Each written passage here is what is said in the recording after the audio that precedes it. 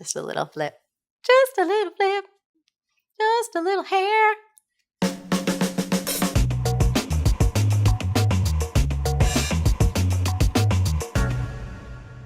Hey, it's Marie Forleo, and you are watching Marie TV, the place to be to create a business and life that you love.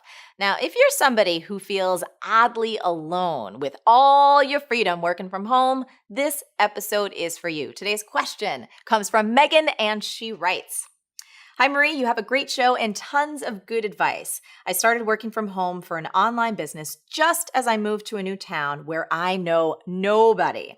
The first year of my job gave me a great paycheck and more freedom than ever. Yay! Yet my soul was longing for connection and casual FaceTime with others. Social media and text does not fill that void for me. I have never felt so out of sync. There were times when I only talked with the daycare people when I picked up my kids for 2 weeks at a stretch. Everything else was email. There's a reason that isolation is effective punishment in prisons. I'd love for you to talk about ways bosses can acknowledge this new world phenomenon. Workers don't want to admit that they feel an utter lack of connection and feel completely alone all day. After all, who wants to pay a socially silly loser that feels lonely on the job? So my question is this. Do you have any suggestions to avoid getting sucked into isolation, do my work productively, and keep myself emotionally healthy and connected? Thanks so much, Megan. Megan, this is an awesome question. As millions more people start working from home, whether it's part-time or full-time, the issue of loneliness and isolation, it's real. I mean, it's actually something that we've dealt with in our company. Now, I'm going to tell you some of the strategies that we've used and some other ideas for you in just a few minutes. But first, I need to address one thing. I don't think that you can place responsibility on your boss or think that your bosses are unsympathetic and don't care about you personally. I mean, bosses, we're not mind readers, right? And the only way that they can support you is if you speak up and not only communicate about a challenge, but also bring them proposed solutions.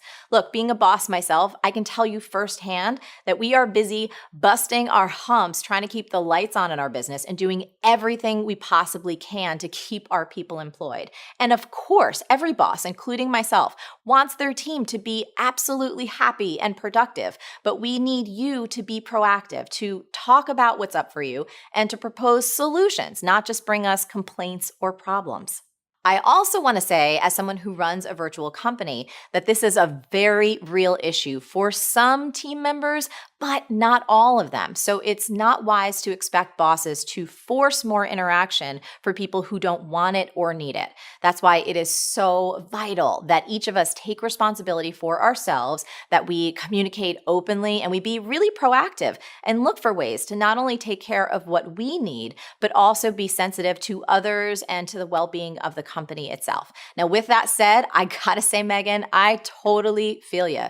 It's great to have the freedom of not punching a clock and not even taking a shower if you don't want, and not even wearing pants. I mean, sometimes I don't wear pants, but boy, it can get lonely. And as you said, it can even feel prison-like. Oh, the laptop lifestyle. I'm so free. Got no shoes on, no shower, no problem. Hello? Hello? Is anyone there? Are there snacks? Seriously though, if this is how you're feeling, here are 8 really smart strategies to help you fight that loneliness when you're working from home and you're all alone.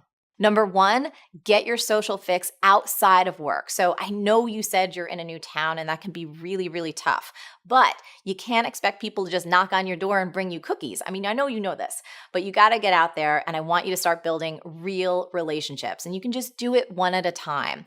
Once you do, make this your focus. You've got to plan things. I do this all the time because, again, I can relate to you. I plan trips to Great Adventure to go on roller coasters. I make dates with my friends to go to the movies, to do weekend getaways, just to come over and have dinner at my place, even if we order in. Again, the whole focus is build those relationships and then plan. Number 2, you should consider a co-working space. So since remote work is growing so quickly, there are co-working spaces popping up everywhere. So have a look around your new neighborhood. And one benefit here is that you get to meet people who are in the same position, doing kind of similar things, meaning they're either working alone or they're working virtually without a big, huge corporate office to go to every day. Number 3, and this is one that I do a lot too, work outside the house. So if you don't opt for a co-working space, at least get your butt out once or twice a week. So you can go work from the park or a coffee shop, just anything that'll give you a change of scenery and a chance to be around other humans.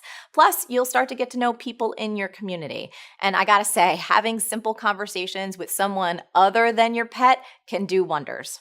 Number 4, schedule regular group chats. So for example, our customer happiness team meets daily on the phone, and they don't just talk about work or what's happening in the company. They do it to stay connected to each other and to stay connected to what's happening in each other's lives. We also have non-negotiable weekly team meetings too. And again, we have a distributed team all around the country. Sometimes I do Skype meetings with people, and sometimes we even do group video chats, which is terrible if I haven't showered, but it's entertaining for most people. Now, you can do this with people you work with too, and you can do it with industry friends, whomever. You just want to schedule it and make it recurring. That's the key. Don't just do it once and then forget about it for months.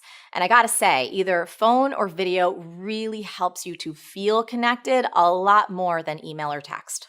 Number 5, you might want to try taking regular phone-free or computer-free breaks. So do not just sit and stare at your computer all day long like a zombie, is not healthy.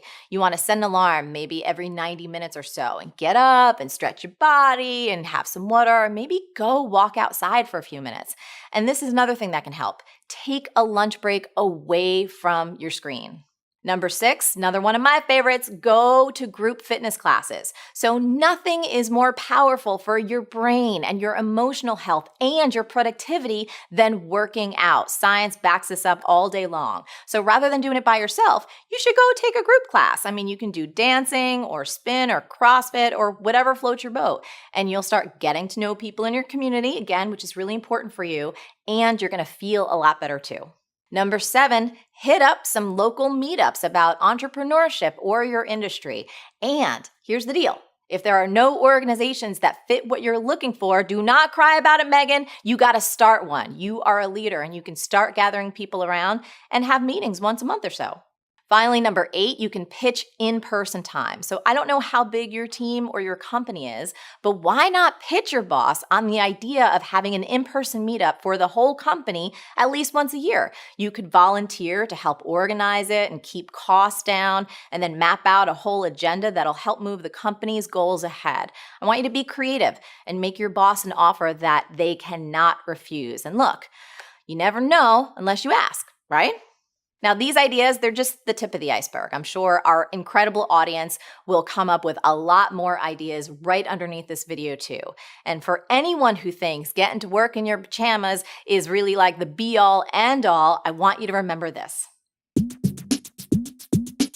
Working from home might not demand much human interaction, but your soul does.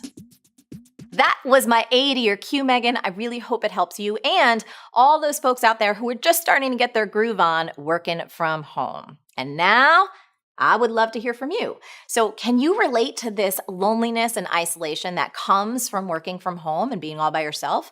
How do you deal? I would love to hear specifically what works for you and what doesn't. So leave a comment below and let me know. Now, as always, the best, richest conversations happen over at marieforleo.com. So head on over and leave a comment now. And once you're in that beautiful land, make sure you subscribe to our email list and become an MF Insider. Interpret that little phrase however you want.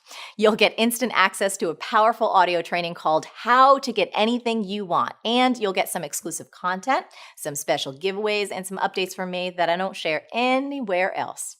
Stay on your game and keep going for your dreams because the world needs that special gift that only you have. Thank you so much for watching, and I'll catch you next time on Marie TV.